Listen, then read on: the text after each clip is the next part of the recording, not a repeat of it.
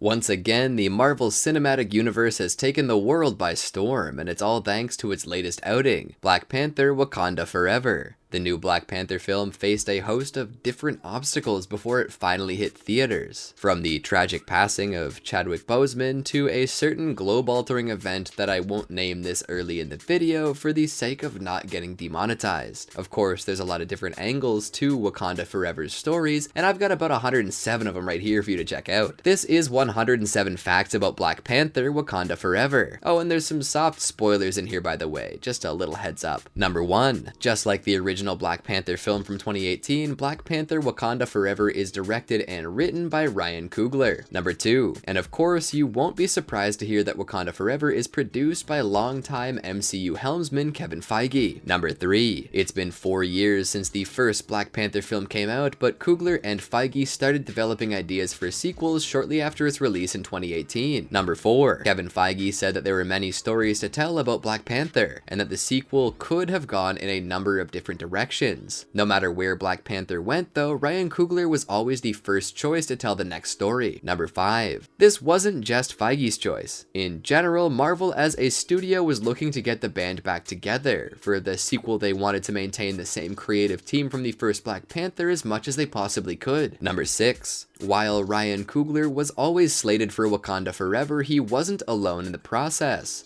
Joe Robert Cole returns from the first Black Panther as Coogler's co-writer. Number 7. Among all the ideas for the Black Panther sequel, one idea in particular stuck out. Up until now, the MCU had only shown T'Challa as a fledgling ruler. We've only seen him reach the throne and learn to grapple with new responsibilities. For Wakanda Forever, Coogler wanted to explore what kind of king T'Challa would be after settling into the role and getting some experience under his belt, similar to how he's been traditionally portrayed in the comics that Coogler grew up reading. Number 8. More specifically, Coogler's initial idea for the script would have explored how T'Challa processed his life post-blip. Coogler noted that T'Challa would be grieving the loss of time after being gone for 5 years. Number 9. Just like Coogler, there was never a question about bringing Chadwick Boseman back as Black Panther. In March of 2018, Boseman's agent, Michael Green, was negotiating his appearance in 2 more Black Panther sequels, the first one for $10 million and the second for $20. Number 10. Coogler was also negotiating his rate with Marvel at the time. Although he was Marvel's #1 pick for a Black Panther sequel, he didn't immediately sign on to the project. Instead, Coogler quietly completed negotiations in the month following Black Panther's premiere. Number 11. Tons of the original Black Panther cast returned to Wakanda Forever. Letitia Wright was confirmed to return as T'Challa's sister Shuri in November 2018. Number 12. Also, Angela Bassett is back as Ramonda, T'Challa's mother and the Queen of Wakanda. Number 13. Even before Angela Bassett was officially confirmed for the role, everyone was speculating that she'd be back. At the 2019 Screen Actors Guild Awards, a reporter asked Bassett if everybody would be back for the next Black Panther. While she responded with a simple "I assume so," her husband, Courtney B. Vance, chimed in with a more concrete answer. Vance dropped the bomb that even Michael B. Jordan would be back as Killmonger. Number 14. Sure enough, a few months later, the rumor of Killmonger's return made its way all the way up to Kevin Feige himself. When asked about the rumor, Feige denied it, insisting that the rumor of Jordan's return was just that, a rumor. He added that Coogler had not even shared an outline with him and co-producer Nate Moore. Number 15. Of course, as we all know by now, Michael B. Jordan does return in Wakanda Forever as the soul of Killmonger in Shuri's vision. He was open to the role from the beginning, and once he found out he would be in, he even had to keep that secret from his family. Number 16. John Connie, who played T'Challa's dad and king of Wakanda, T'Chaka, expressed his interest in being in Wakanda Forever, but he never ended up making it into the final script. Number 17. For Wakanda Forever, Danai Gurira reprises her role as Okoye. Number 18. Gurira first got the news about playing Okoye from Ryan Coogler himself. At the time, Coogler asked her to keep it hush-hush. If she was asked about a Black Panther sequel, Coogler urged her to only say that they were working hard and that she was in it. Number 19. After lots of rumors and speculation, Kevin Feige officially confirmed the existence of a Black Panther sequel at 2019 San Diego Comic-Con. Number 20. Not long after, in August 2019, Martin Freeman said that he'd also be returning to the next Black Panther as Agent Everett Ross. Number 21. While it's hardly her MCU debut, Julia Louis-Dreyfus is in Wakanda Forever as the enigmatic Contessa Valentina Allegra de Fontaine, head of the CIA and Everett Ross's ex-wife. Number 22. At that year's D23, Marvel announced the tentatively titled Black Panther and even dropped a release date, May 6, 2022. However, as we now know, they would miss this date by a wide margin. Number 23. Tragically, Chadwick Boseman, the original Black Panther of the MCU, died in August 2020 after a years-long battle with colon cancer. Number 24. Like the rest of the world outside of Boseman's family, Coogler, Feige, and everyone else at Marvel were personally unaware that Boseman had been fighting cancer all those years. Number 25. Ryan Coogler had already written a script, but Boseman never got the chance to read it before he died. Coogler said that when he offered Boseman a look, Boseman refused to read it because he wanted the studio to give notes first. In hindsight, Coogler now believes that Boseman may have just been too tired to read it due to his illness. Number 26. Boseman had been battling colon cancer for over 4 years before things took a downward turn towards the end. He was 43 years old when he died. Number 27. Ultimately, Marvel made the decision not to recast the character of T'Challa. They wanted to avoid fan backlash and the inevitable comparison between Boseman's Black Panther and the new one. Kevin Feige himself said that a recast would have been too much too soon, both for the inside and outside of the MCU. Number 28. One person who did support a recast of T'Challa was Derek Boseman, Chadwick Boseman's brother. He believed that his brother would not have thought that he was the only one who could play T'Challa, and would not let his ego get in the way of a recast, even after his passing. Number 29. Aside from recasting T'Challa, the other option would have been to digitally recreate the character for the sequel. Thankfully, Black Panther executive producer Victoria Alonso initially assured us that it would not happen, out of respect to Chadwick Boseman. Number 30. Ultimately, Marvel decided to make Shuri the new Black Panther. At one point in the comics, Shuri also adopts the mantle of Black Panther, so it was determined to be a natural choice for the MCU as well. Number 31.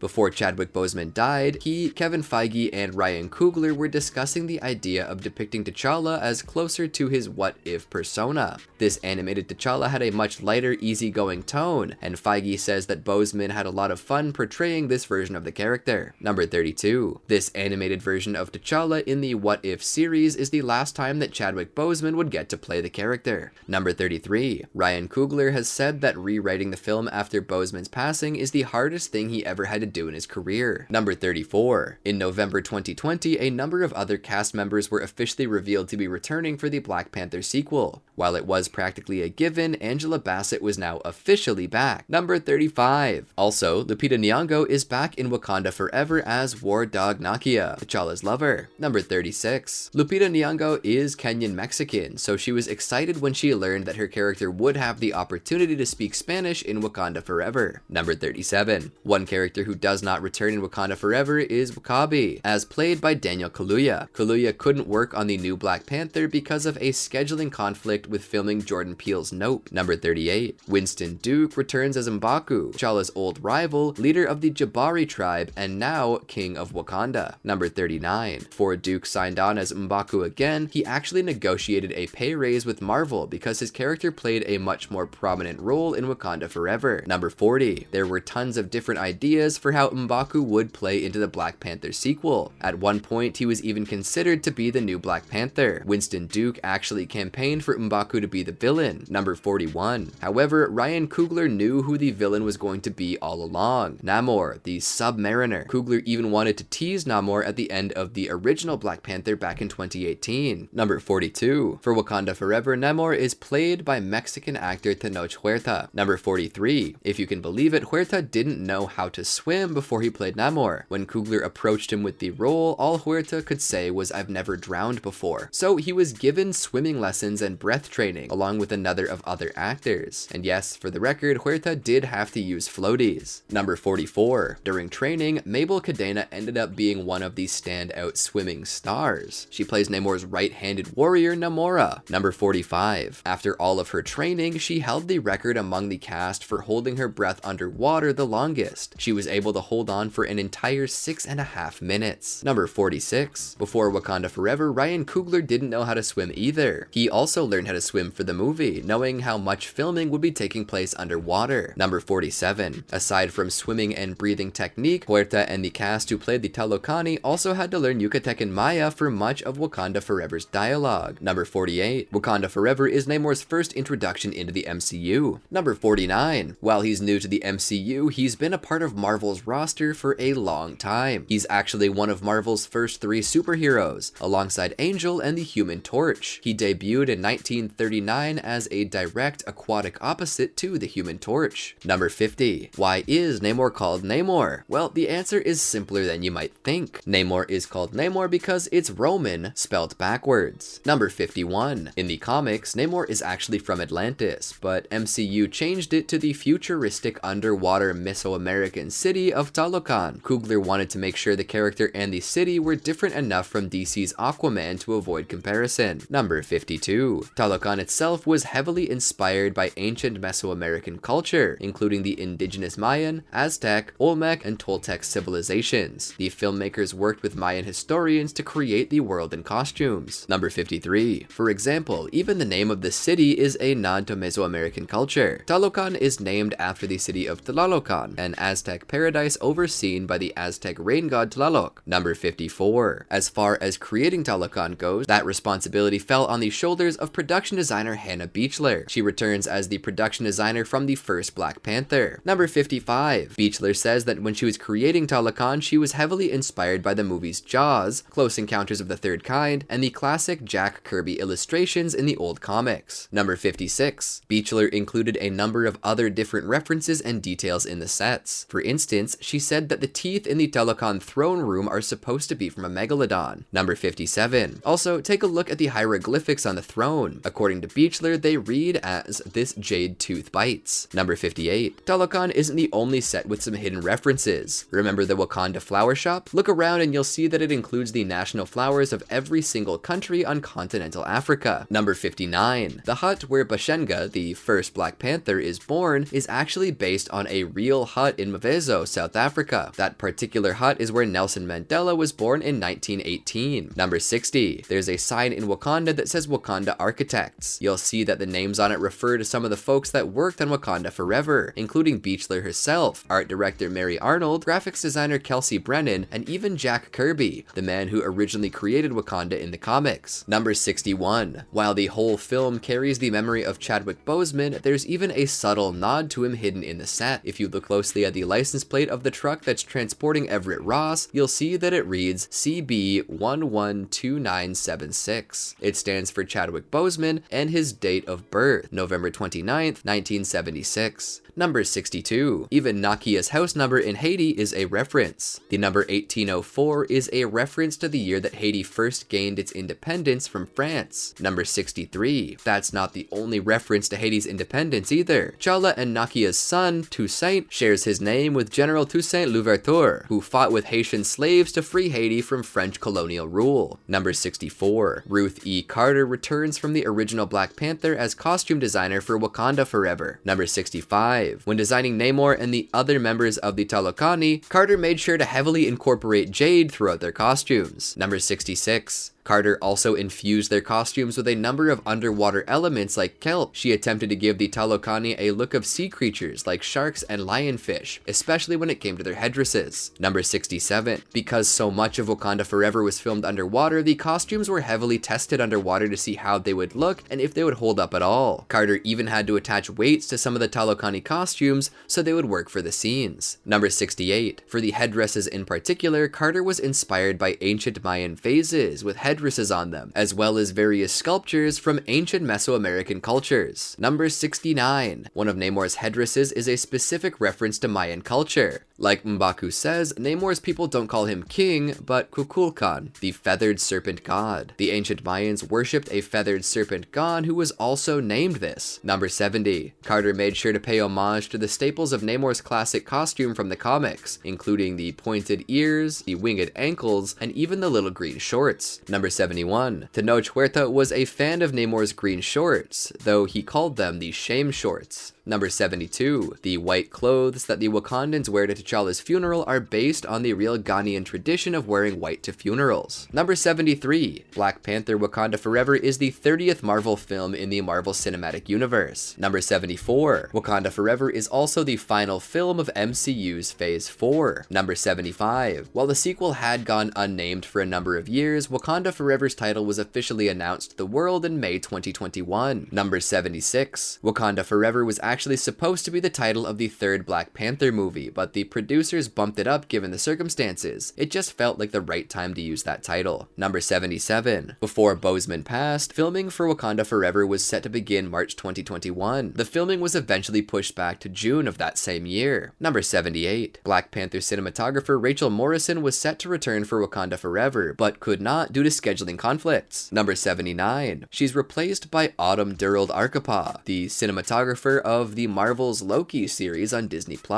Number 80. Here's a more technical fact for you. To film Wakanda Forever, the team switched from using spherical lenses to anamorphic lenses. Put simply, anamorphic lenses stretch the picture vertically so nothing is cut off by the widescreen ratio. This gives it some extra resolution but warps the image a bit. Then the image is squished back down to that widescreen ratio when it's projected. Number 81. You're probably wondering what the point of this switch is. Well, Coogler described this distorting effect of anamorphic filming as a reflection of how profound loss can warp how you look at the world. He said it's a way of portraying and dealing with the fog of loss over Wakanda Forever. Number 82. The actors dealt with that feeling of loss on set too. Danai Gurira felt emotional while filming throne room scenes. She and Letitia Wright would regularly take walks to process Boseman's loss together. Number 83. In Wakanda Forever, Dominique Thorne makes her MCU debut as Riri Williams, aka Ironheart. Number 84. According to Kevin Feige, Thorne actually started filming Wakanda Forever a week before she started filming for her standalone series, Ironheart. Number 85. Before Thorne was cast to play Ironheart, she originally auditioned to play Shuri for 2018's Black Panther. Number 86. In August 2021, Letitia Wright was injured while filming stunts in Boston. She was sent to the hospital with seemingly minor injuries and went home to London in September to rest and recover. In her absence, the Wakanda Forever team continued filming all the scenes that they could without her. Number 87. Well, it turns out that Wright's injuries weren't as minor as they first appeared to be. She ended up suffering a fractured shoulder and a concussion. Number 88. While the team did all they could with Wright in recovery, her absence eventually caught up with them. In November of 2021, production was forced to go on hiatus because all the remaining scenes needed to be filmed with Shuri in them. Number 89. Once Wright was all rested up, production finally was set to resume in January of 2022. Wright was slated to finish up filming the rest of her scenes over the course of about 4 weeks. Number 90. But of course, as it had been for the whole production, COVID reared its ugly head with a set of new obstacles. On November 8th, 2021, just after production went on hiatus, the US Center for Disease Control and Prevention announced a new rule. All non-US citizens and non-immigrants had to be vaccinated before traveling to the States. Wright is not a citizen and at the time was reportedly not vaccinated. Number 91. Sure enough, Wright did eventually make it back to set, fully healed and recovered. Unfortunately, a number of the cast and crew did get sick with COVID, including Lupita Nyong'o, and so production got pushed once again, and it was unable to resume for about another week. Number 92. After a long, difficult production process, the filming of Wakanda Forever finally and officially ended on March 24th, 2022. Number 93. The production was so plagued with problems that the cast had an inside joke. If you asked them, the whole thing was Ryan Coogler's fault. They joked that he cursed the production by calling the film Wakanda Forever because filming just never seemed to end. Number 94. Ludwig Göransson composed the score for Wakanda Forever. He also did the score for 2018's Black Panther. Number 95. Aside from Göransson's score, you'll hear a number of pop songs when you watch Wakanda Forever. For example, the movie's lead single is a Rihanna song called Lift Me Up. Rihanna wrote the song with Thames, Göransson, and Coogler as a tribute to Chadwick Boseman. Number 96. This is actually the first solo song that Rihanna has made since all the way back in 2016. As soon as she saw the trailer featuring Thames's cover of Bob Marley's No Woman No Cry, Rihanna knew she wanted to get involved with Wakanda Forever. Number 97. At one point, Marvel actually considered having Rihanna work not on just Wakanda Forever's music, but also be a part of the cast. They wanted her to play Princess Xanda, the ruler of Narobia. The character never made it into the final movie, so Rihanna just stuck with music. Number 98.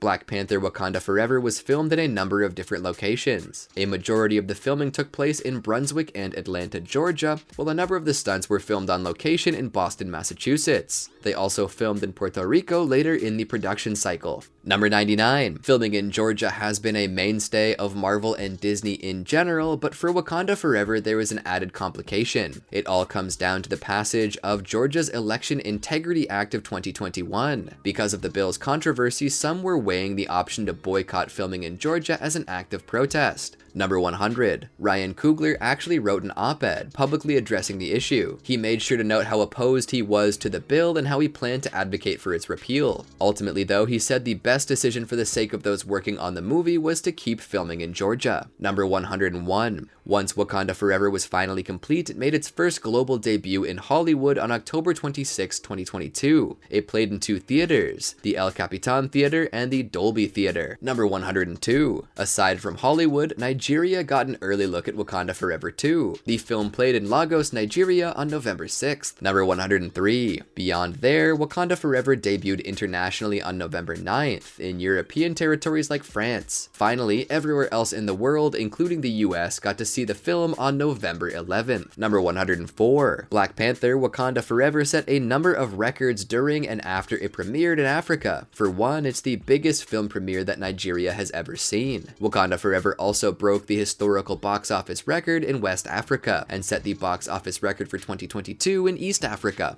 Number 105. As far as the runtime of the film goes, Wakanda Forever clocks in at 161 minutes. That's 2 hours and 41 minutes. That makes it the longest solo MCU film, even beating out the Eternals. The only MCU film longer than Wakanda Forever is Avengers Endgame, which comes in at 3 hours and 1 minute. Number 106. Before Wakanda Forever even starts, the classic Marvel Studios intro includes a nice homage to Chadwick Boseman. T'Challa is the only character to appear as the pictures flicker by. Also, as a sign of respect, this is the only Marvel Studios intro that plays without any accompanying music. Number 107. Also, out of respect, Wakanda Forever doesn't have an after-credits teaser sequence. Sure, there is a mid-credits teaser, but producer Nate Moore felt a post-credits scene would pull away from the poetry of the film's ending. He likened it to having a scene after the credits of Endgame. It just wouldn't feel right. And that's 107 facts about Wakanda Forever. Now, there's not going to be any kind of teaser at the end of this video either. And you know what will feel right? Subscribing to Cinematica for more 107s just like this. Thanks for watching.